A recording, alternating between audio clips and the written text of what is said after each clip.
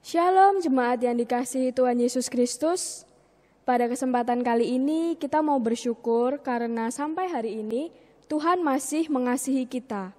Kasih Tuhan senantiasa menuntun kita dari hari lepas hari. Bukti kasihnya yaitu pada sekarang ini kita masih dapat melaksanakan persekutuan. Meskipun persekutuannya kita laksanakan secara tidak langsung, tetapi itu tidak akan menjadi penghambat untuk kita merasakan kasih Tuhan. Maka dari itu, untuk memulai persekutuan tengah pekan pada kesempatan kali ini, saya akan membukanya di dalam doa. Mari kita berdoa. Bapa kami yang bertata dalam kerajaan surga yang mulia, Bapa, terima kasih untuk kesempatan pada kali ini. Kami dapat menaikkan persekutuan tengah pekan ini ya Bapa. Ya Bapa, berkatilah jalannya persekutuan tengah pekan ini ya Bapa ke dalam tangan kuasa-Mu dari awal sampai akhir. Kami mau serahkan ya Bapa persekutuan tengah pekan ini ke dalam tangan kuasa-Mu yang kudus. Haleluya, amin. Jemaat yang dikasihi Tuhan, kita sangat patut bersyukur dan berterima kasih atas karunia dan berkat Tuhan. Salah satu wujud rasa syukur kita yaitu dengan terus beribadah seperti sekarang ini, meskipun keadaannya masih belum pulih seperti dulu, tapi kita harus patut bersyukur. Untuk memulainya kita akan pujikan Ku Masuki Ruang Maha Kudus.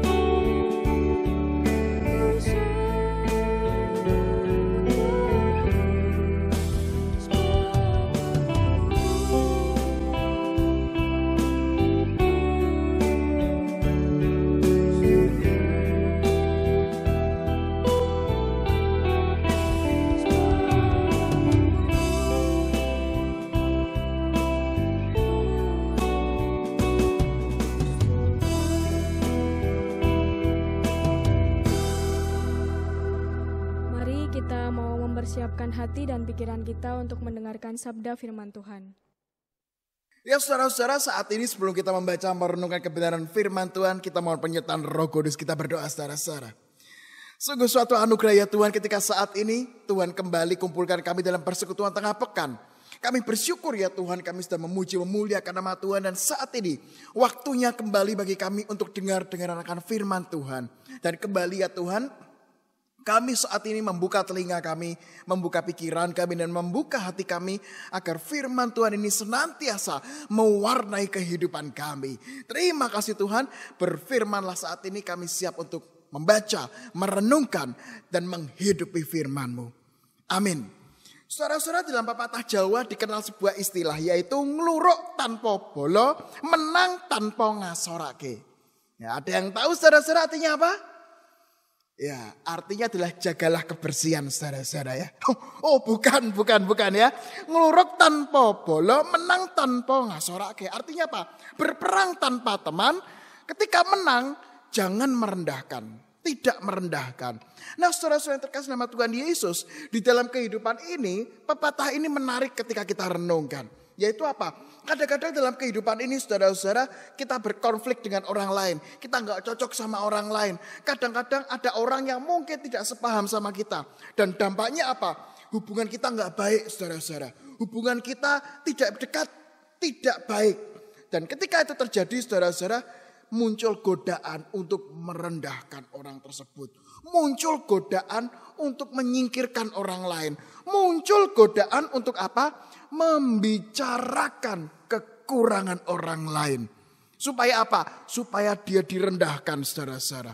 Supaya dia dipandang jelek oleh orang lain. Nah, saudara-saudara yang terkasih nama Tuhan Yesus, ternyata hal ini juga diungkapkan oleh penulis kitab Amsal. Di dalam Amsal pasal 24 ayat 17 dan 18. Dikatakan demikian saudara-saudara. Amsal 24 ayat 17 dan 18. Jangan bersukacita kalau musuhmu jatuh. Jangan hatimu beria-ria kalau ia terperosok. Supaya Tuhan tidak melihatnya dan menganggapnya jahat. Lalu memalingkan murkanya daripada orang itu. Nah, saudara-saudara yang terkasih nama Tuhan Yesus, penulis kitab Amsal melihat bahwa dalam kehidupan ini kadang-kadang kita diperjumpakan dengan orang yang tidak cocok sama kita. Kadang-kadang kita diperjumpakan dengan orang-orang yang mungkin hubungan dengan kita nggak baik. Tetapi saudara-saudara, hari ini kita diingatkan, meskipun kita memiliki hubungan yang tidak baik dengan orang lain, meskipun ada orang lain nggak suka sama kita sebagai orang Kristen diingatkan untuk tetap menyuarakan kasih. Untuk tetap menyuarakan penginjilan, kabar sukacita. Dan dikatakan saudara-saudara penulis Amsal, dan mirip dengan pepatah Jawa tadi, menang tanpa ngasorake. Artinya apa? Tidak bersukacita kalau musuh kita jatuh. Nah, kadang-kadang saudara-saudara ya itu ya, kita senang. Wah, ketika saingan kita jatuh, ketika orang yang tidak suka sama kita jatuh, kita senang. Dan akhirnya apa? Kita tergoda untuk semakin menjatuhkan orang lain. Kejelekannya diberitakan orang lain. Wah, kamu tahu enggak, si dia itu sekarang yang nipu saya bangkrut habis-habisan, biar kapok. Dia ngomong sama satu orang, kemudian pergi lagi sama orang lain, ngobrolin yang sama. Orang kedua, kamu tahu enggak, dia dulu nipu saya, sekarang bangkrut, kapok. Kemudian dia pergi ke tempat lain, ngomong yang sama.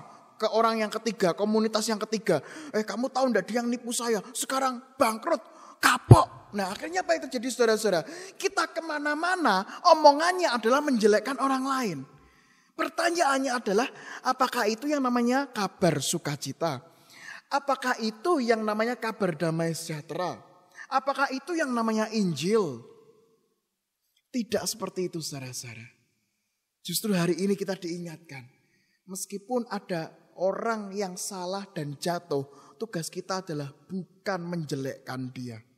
Gak perlu kita menjelekkan orang lain saudara-saudara. Gak perlu kita membongkar aib orang lain untuk banyak orang. Supaya kita dianggap, wah ternyata Pak Hendrik itu tahu banyak berita. Waduh, sebab berita ini apa? Biang gosip ya saudara-saudara. Kadang-kadang orang tergoda itu ya kan. Nah, hari ini kita diingatkan, meskipun ada orang yang keliru dan dia jatuh, tugas kita adalah bukan semakin menjatuhkan dia. Gak perlu kejelekannya kita bongkar sama banyak orang. Gak perlu kok kita gembar-gemborkan kejatuhan orang yang menjadi musuh kita. Karena apa saudara-saudara? Yang pertama, manusia tuh gak ada yang sempurna. Gak usah kita jelekin orang lain saudara-saudara. Diri kita juga gak sempurna. Maka dari itu saudara-saudara tidak perlu untuk menjelekkan orang lain. Karena setiap orang itu semuanya tidak ada yang sempurna. Termasuk kita. Jadi nggak perlu kita jelekkan orang lain. Kedua saudara-saudara, mungkin suatu hari orang yang kita jelekkan bisa jadi dia jadi berkat untuk kita loh saudara-saudara. Ya. Suatu hari ya kan kita jelekin orang itu karena ya dia tuh dulu tuh nipu saya, sekarang bangkrut. Dan kita jelek-jelekan. Kita nggak tahu loh, siapa tahu melalui dia suatu hari dia akan bantu kita. Kita nggak tahu, siapa tahu dia justru yang akan menolong kita suatu hari. Kita nggak ada yang tahu loh saudara-saudara. Maka dari itu yang kedua adalah nggak usahlah kita jelek-jelekin orang di depan orang lain. Nggak perlu saudara-saudara. Karena apa? Bisa jadi suatu hari justru dia yang menjadi saluran berkat dari Tuhan. Dan yang ketiga saudara-saudara, justru disitulah kita kelihatan. Ini kesempatan kita untuk penginjilan. Ini kesempatan kita untuk kesaksian. Yang kita suarakan bukan menjelekkan orang yang jatuh. Nggak perlu seperti itu. Tugas kita itu apa? Justru sebaliknya. Ketika orang lain itu jatuh, yuk apa yang bisa kita bantu? Yuk apa yang bisa kita kerjakan? Dan kalaupun kita tidak bisa membantu, tidak perlu menjelekkan orang lain. Tutup rapat mulut kita untuk menjelekkan orang lain. Ingat, suara kita adalah suara penginjilan, bukan suara yang menjelekkan orang lain. Dia memang salah, dia memang keliru, dan dia jatuh. Itu sudah cukup. Nggak perlu kita hina-hina lagi. Nggak perlu kita justru kejelekannya kita omongkan sama orang lain. Itu bukan menjadi berkat. Dan justru itu akan mempersaksikan. Orang Kristen kok senangannya menjelekkan orang lain ya. Orang Kristen kok bersuka cita ya ketika lawannya jatuh. Orang Kristen kok justru senang ketika orang lain itu jatuh. Akan dipertanyakan, kenapa kok orang Kristen seperti ini? Oleh sebab itu saudara-saudara yang terkasih nama Tuhan Yesus, gunakan mulut kita bukan untuk menjelekkan orang lain. Amin. Kita berdoa saudara-saudara. Sungguh suatu anugerah ya Tuhan ketika hari ini kami diingatkan agar menggunakan mulut kami bukan untuk merendahkan orang lain. Bukan untuk merendahkan orang yang sudah terjatuh. Namun sebaliknya ya Tuhan, kami diingatkan, kalaupun kami tidak bisa membantu, jangan sampai mulut kami justru menyuarakan suara-suara yang negatif, suara-suara yang tidak enak didengar.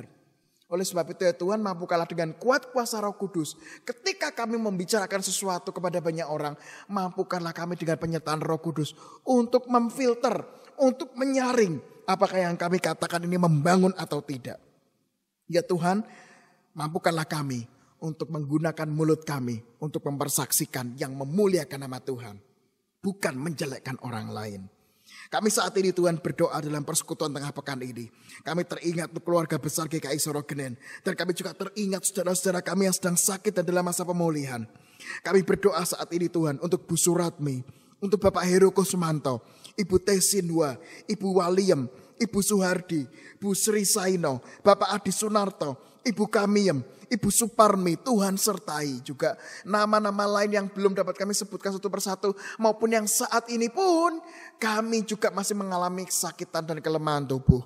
Ya Tuhan, mampukanlah saudara-saudara kami ini yang sedang lemah tubuh dan dalam masa perawatan ini untuk tetap percaya, tetap yakin, tetap semangat bahwa Tuhan Yesus terus menyertai, Tuhan Yesus terus melindungi, Tuhan Yesus terus menemani di saat yang tidak enak ini.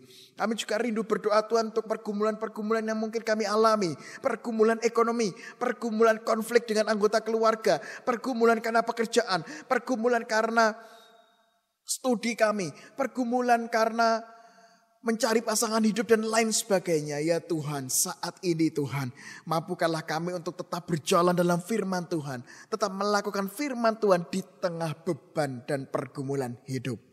Kami juga terus berdoa ya Tuhan untuk GKI Sorogenen, keluarga besar GKI Sorogenen. Tuhan berkati setiap program yang ada.